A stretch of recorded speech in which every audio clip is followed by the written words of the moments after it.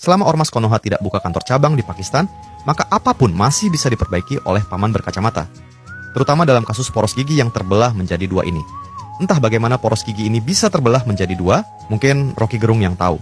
Mengalemnya dengan lem besi tentu saja tidak menjamin kekuatan.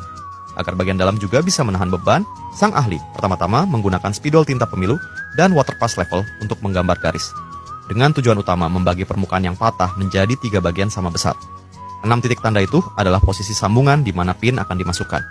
Namun, mengingat ujung lainnya juga perlu dipindahkan posisinya, sambungan di kedua ujung tidak boleh ada deviasi. Karena itu, sang ahli menandai prototipe di sisi luar sebagai preferensi untuk menghindari perubahan konsentrisitas. Dengan begitu, efek restorasi bisa mendekati standar pabrik aslinya, berbeda dengan aturan di Konoha yang garisnya diputar-putar sampai rakyat bingung di mana sebenarnya pusatnya. Paman yang cerdas juga mengukurnya dengan waterpass. Hanya dengan cara ini, posisi lubang bisa lurus, tidak melenceng seperti anggaran pejabat yang beloknya selalu ke kantong sendiri. Lubang ini merupakan kunci dari penyambungan roda gigi. Dalam proses ini, paman berkacamata tidak boleh lengah sedikit pun. Jika lengah, siap-siap alat paman berkacamata diangkut oleh Satpol PP karena tidak memiliki sertifikat SNI. Karena posisi lubang menentukan kekuatan sambungan, semua diameter lubang perlu diperbesar menggunakan bor besar. Inilah detail perbaikan dari sang ahli tingkat 8.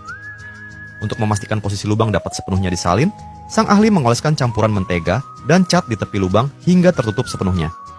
Kemudian ia menggunakan kapur tok untuk menandai sisi lainnya.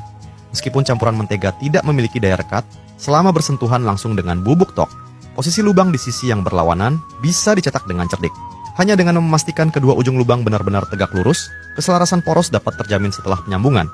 Berbeda dengan kebijakan negeri ini, yang meski miring tetap saja dipaksa disebut selaras. Dengan adanya cetakan ini, setelah menentukan titik pusat diameter dan kedalaman lubang sebelumnya, bisa dibandingkan. Lalu digunakan bor dengan ukuran berbeda untuk melakukan pengeboran.